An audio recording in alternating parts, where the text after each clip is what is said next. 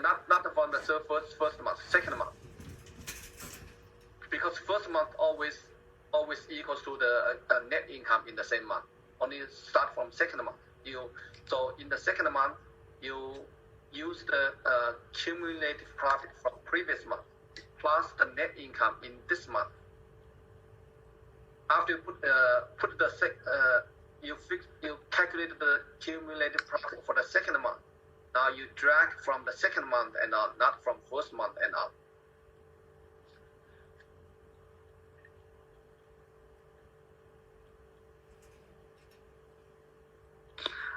When I'm dragging in the 10,000 column for... No, not dragging 10,000 column. You drag in next one. Are you talking about the cumulative profit or are you talking about the net income? I only have one of the 10,000. Like, I don't know where you got the second one from. Second one, you go to the cumulative profit. You equal net income. So is that in, what row is that in? The 18th row? Yeah. Okay. Cumulative profit. Yeah, because we are talking about the business problem solving, so you have to have the business concept in mind. Okay. So equals B17. Right. First month, the cumulative profit equals to net income. That's the interpretation. That's why we put equals B17 here. So you will see in the first month, those two numbers are the same. Net income equals to cumulative profit. So you have two rows, two cells, same number.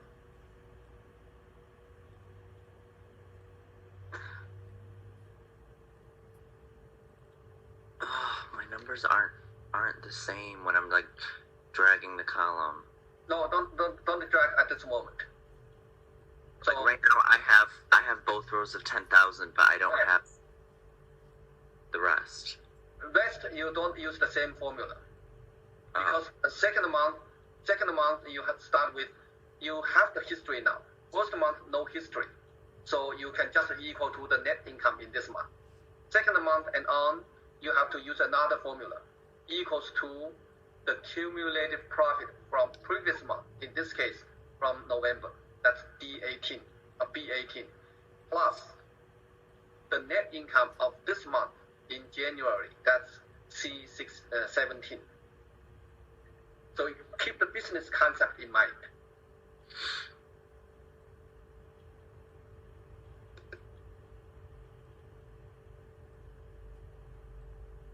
Okay. I don't even have what B17 is. Or I don't have C17. Like, I don't have those columns filled out either. It's okay. You just enter the formula for the time being. I did, and then I got 10,000 again. Yeah, that's fine. Keep it there. Okay. Enter.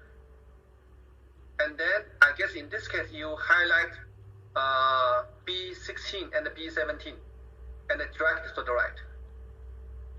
You highlight these two cells, B16 and the B17, and drag it to the right. Get all this number.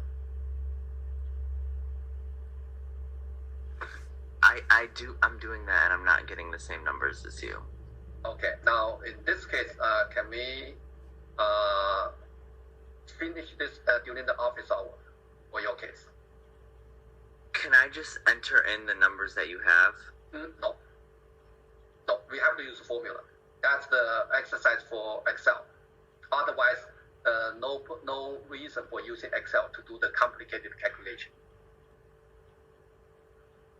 Okay. Yeah, because basically during the office hour, I may be able to take a look at your screen and see what happened on your screen. Right now, I don't have the chance to do this. Okay. That's the reason. Will that be okay? Yeah. Yeah. Okay.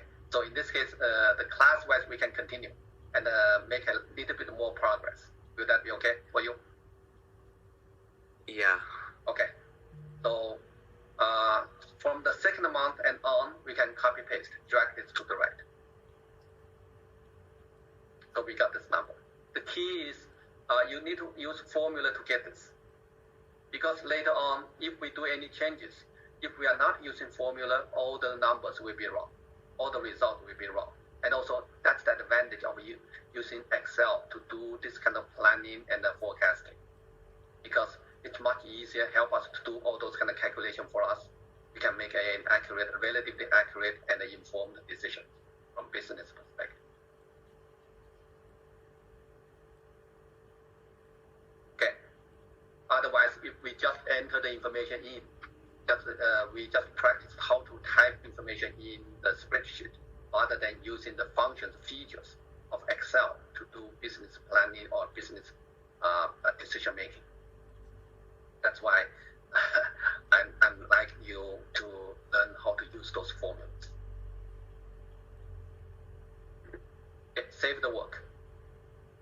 So we are up to requirement number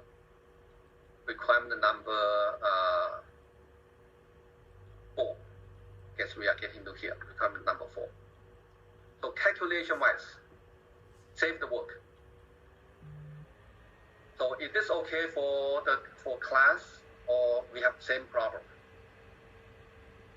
If the whole class has the same problem, I'm going to repeat. If only one, we can hold a special office hour and address that issue, and then the whole class can move forward.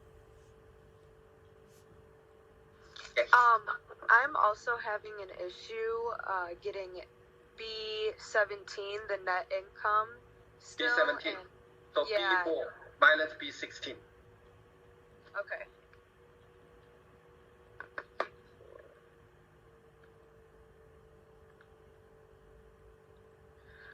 I think I have this like wrong, because for the columns where the numbers are the same, for like the 23,000 where it's the same the whole way through, and then the 500 where it's the same way through, when it was the same, I just copied it. I didn't use a formula. Oh, okay. We have to use formula, right? Not copy. We have to use formula. Good. It's good you find this out. Yeah, because I couldn't tell. All of those should be formula. Okay, wait. Can you show me the formula now, or not right now? Yeah, here. Formula will be quick on the top. You go to here, find out the formula.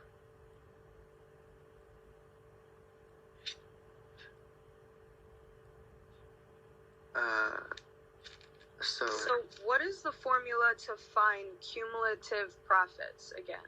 We have two situations. First month and the remaining month. First month equal to cumulative profit equals to net income. You got that one? First month. Yeah. Second month and on, always be the cumulative profit from previous month plus the net income of current month. So wait, so what's the what is the equation for technical support for the 23,000? Technical support, where's that? Here. Equals to monthly technical support. So B25, because monthly technical support is in B25. And that's it? That's all it equals? Yeah, that's it. And then you have to, later on, you have to change that one from relative referencing to absolute referencing. You have to put a dollar sign before B and a dollar sign before 25. A shortcut key for doing this one is put the cursor inside the formula and press inside the address and press function key F4. That's a shortcut key. Otherwise, you can just put, if that's too complicated, you can just go to dollar sign before B and the dollar sign before 25. That's it. Either way. Okay, and then what about for 500? What's the you have this listed underneath. Internet access, 500 will be in monthly internet access. That's B26. And do I have to put the dollar sign before B and then before 26? Yeah. You still need to put dollar B, $26. Next one, $B 27. Next one, $B 28. Okay.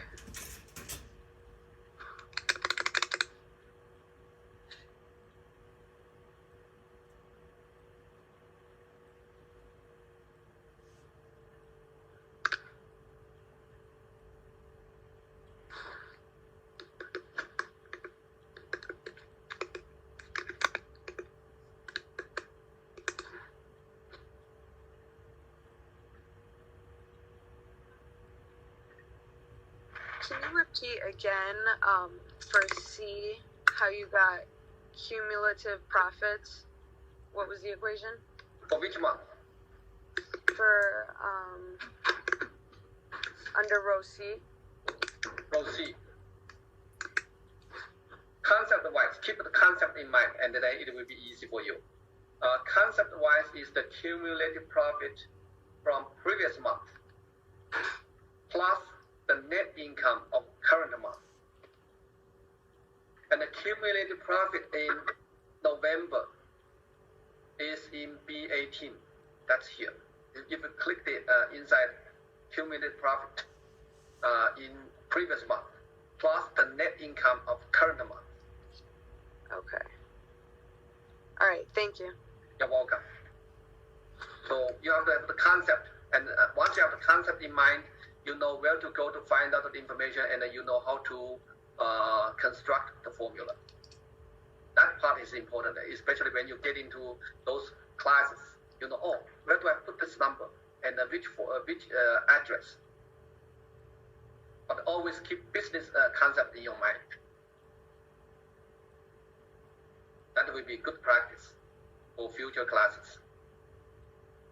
Okay, once you prepared the cumulative profit formula for second month or column C, feel free to drag this to or copy paste this to the remaining month.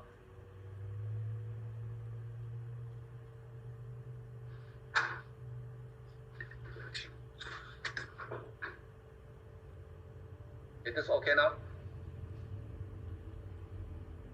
Save the work. Seems like okay. Okay, now let's because I have extra credit point, so I'm going to spend maybe maximum 2 to 3 minutes to go over the macro. Only for those students who want to get the extra credit, I'm going to basically show you how to do that, and then we can come back finish the remaining one. Okay, because next week we don't have class. And then you can use this time to figure that out and enter the source code and figure that out. If no, you can check with me which place is wrong. Okay. Now for the formula, the macro, basically number one, you need to turn on the developer on the top. Turn on the developer on the top. How do we turn this on? It listed on page number 3. How to turn developer on. You go to file, you go to options, and go under customize ribbon.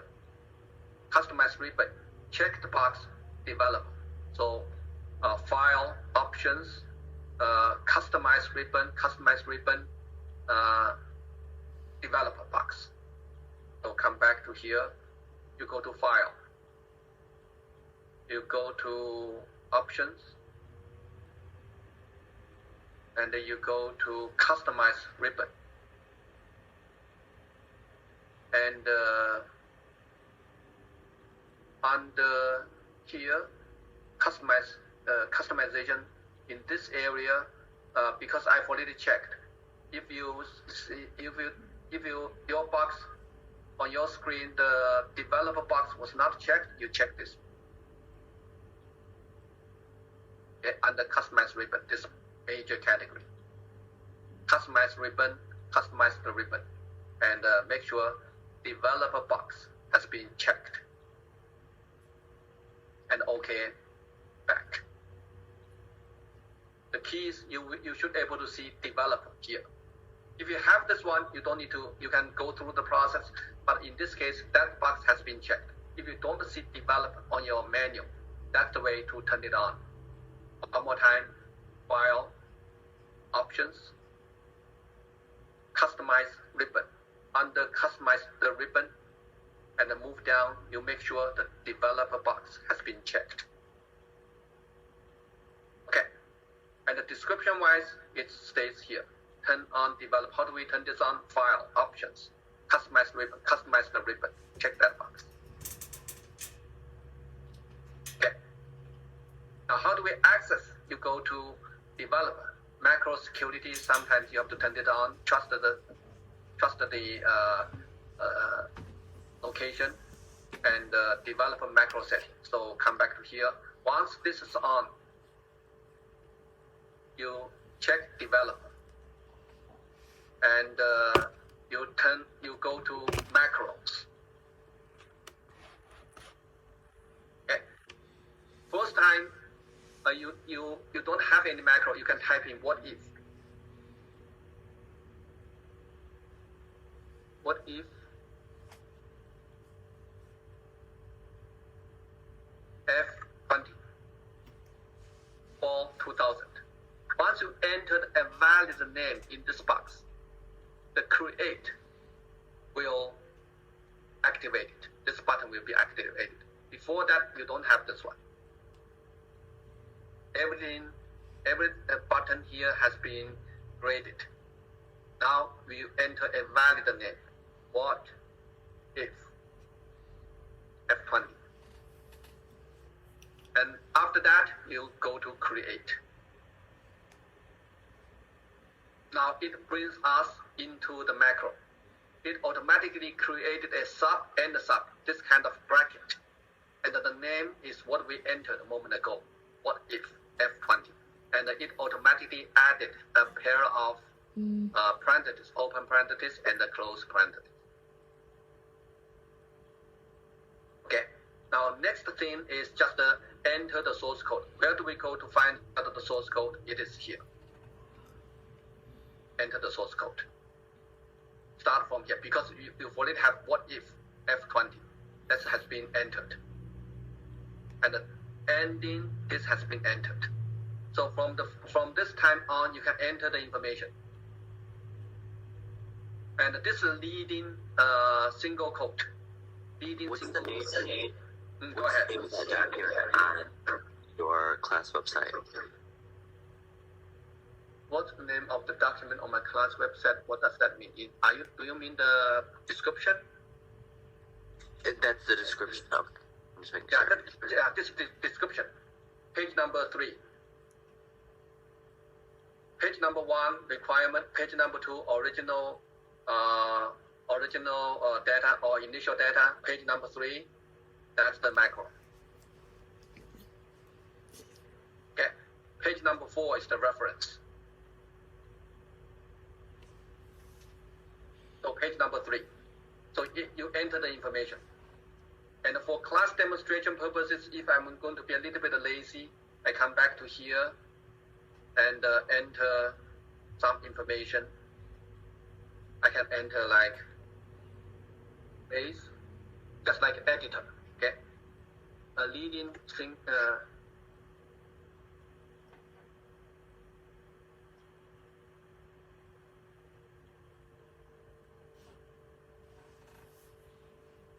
something like this. But whenever we are putting a leading single quote for each row, you can hit enter key, and the information behind this will be in green color, which means this will be the information for human beings, not the information for computers. Computer will treat this as an inline comment and will skip this one. They will not. They will ignore this portion because they don't need to do anything. Just ignore it. That's not for them. That's for human being use. Okay. So you come back to here. So this portion, whatever in the bolded area, that's for human beings. And the first sentence or statement, that's for computers, this one. Okay. You type this in you can try to, I don't recommend a copy paste, because when we do copy paste, some kind of special character may be embedded in there. Like in Microsoft Word, you may remember you have a hidden non-breaking space. You have hidden manual line break. Those kind of sign. When you do copy paste, it will automatically embed it there sometimes. And if you simply copy paste from here and enter to the macro, sometimes it may work, sometimes it may not work. So best way to go is just to, I'm going to recommend you either you print this out or put this side by side and enter the information. That's my recommendation.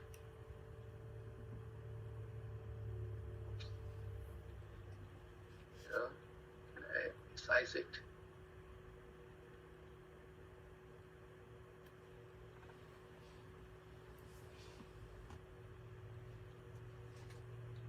Yeah, basically I want to resize it and enter the information. For example, if I want to copy this one, I put this side by side. And the first, I skip some kind. First statement I'm going to see is the range. So tab key. Hit the tab key to create some distance and the range. Range, open parenthesis, cells, not cells, 22, comma, 9, close parenthesis, comma, cells, 28, comma, 10, close parenthesis, 2 close parentheses, not clear. Okay, and How did you get for when it says this is my macro and MSL Excel project? How did you get that text to be green? Because when I do it, it's if you have a leading single quote, you hit enter key, that will be green. The keys, you have to have a leading single quote.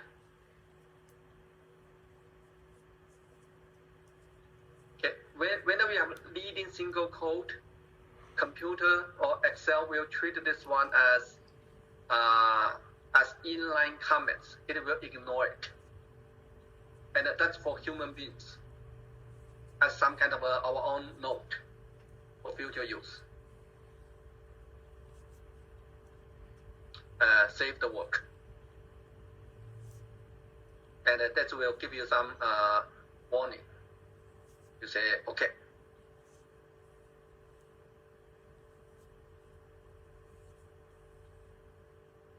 Okay, you can continue the work.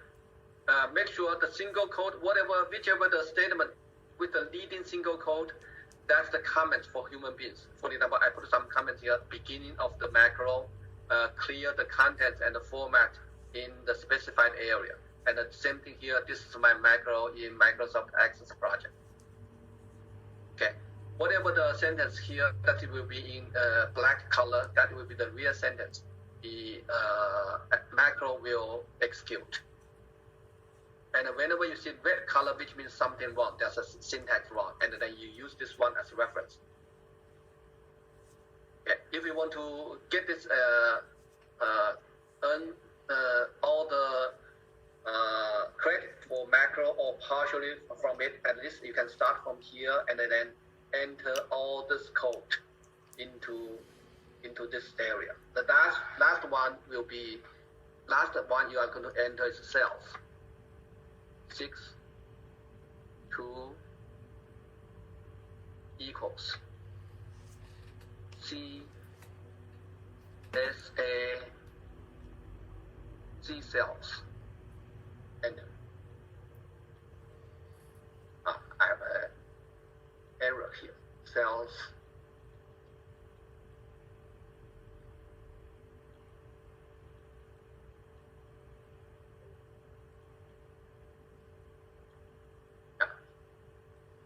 So that's this is the first one, and this is the last one. In between, I've not done that yet, but during the break, you can do this. So that's why I want to get this assigned first. If you want to, it will take some time to enter all those information there. Once this is done, and you can save and then run it. exit. After you save, you exit.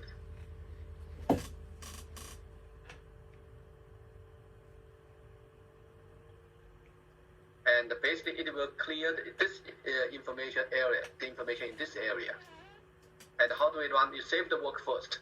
Before you run, you always save your work first. Because when you run the program, it may create some error. So if you save everything and then you get error, it's fine. You can just exit and then reopen the file. Otherwise, if you forget to save everything and you run the macro and there's something wrong and you end up with lose everything unsaved. So whenever you want to run this, make sure you save everything first. Maybe double, click twice, make sure it works. And then you go to develop, go to macro. And then you see this file, you hit run. Okay. So that's the case.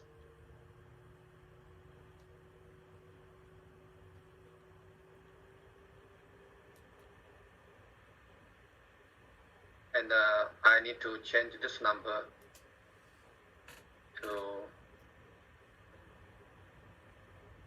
okay, it's back. Save. Okay, so I guess major portion is done for the calculation portion. The remaining requirement, we have some requirement, but compared to this one, that's the time consuming and also the major one. And the remaining part, just the formatting work. Formatting work and then create a line chart and a pie chart and then do some calculation. So relatively speaking, not as complicated as today's work because today's work relatively new to most of you. The remaining work, they are new, only new to the extent we go to different location to do different things. But the major nature of the remaining work is formatting work. Where to go to put some information in they will show in what way. And the major work for next class will be line chart and the pie chart. Once we have those information ready, nicely calculated, and the remaining work will be relatively easy from concept wise. Yeah, it will still take some time to get that. But relatively speaking, concept-wise will be easy to understand. When I save the document on Excel, it says, be careful, parts of your document may include personal information. Is that fine? That's fine, because we have macro. Okay. Yeah. Okay, so that will be all for today's class. And if you want to work on macro, and then you can, we just started. So during the break, you can enter all those source code into here. Second time you go there, you go to edit, don't run, go to edit, and continue the information, input the information here. So next time, if I want to do the demonstration, I may just have this ready, not blank anymore. Just run that, show the result to you. Yeah, so so that you can do a comparison to see the difference between your project and my project. Or you see they may be exactly the same. Okay, that's for actual credit. Okay, not for if you say I'm not interested in doing that. And in this case, right now just know how to get to here, how to turn on the developer button and enter some information. That will be sufficient. Because you never know in the future, sometime people say, hey, I have a project related to using macro to do something in Excel. Who has the experience? I'm looking for that kind of skills. Now, at least we have some basic skills to start with, not necessarily the master level. Okay. So that's my intention. Maybe because one semester, some companies, they came to university and say, hey, I'm looking for some summer interns to do macro in Excel, help me to do some data analysis. So this will be a good start if you are interested in that area. Okay. So save the work. Okay. Close. And the only caution I want to repeat again and again is before you run a macro, save your work. because sometimes a macro is a program, and the program we cannot has bugs. We cannot make sure each time the source code we put there will be correct and accurate for the first time or every time. So once it passed the test, that will be correct every time. That's true. But during the development stage, make sure you save everything before you run a macro. Okay, I repeated this a couple of times because we are in the development stage if we want to test macro. Other than that, that's for today's class. And if you have any questions, we can still meet at 11:30 today because I have an appointment, doctor's appointment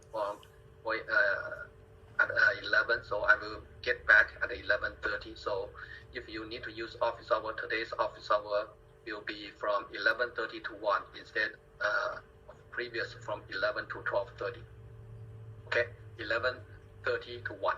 Today's office hour. If you have any questions, we can meet over there, including the questions about macro. Okay. So other than that, it's already 4 minutes overdue. Any questions from you? Save the work. Don't forget that one. Save the work. Exit. Any questions? What's that that we have that's due Wednesday? Yeah. This one, basically, we need to, this is the information we have, and the major reference, we can go back to our handouts. We went over the handouts last time.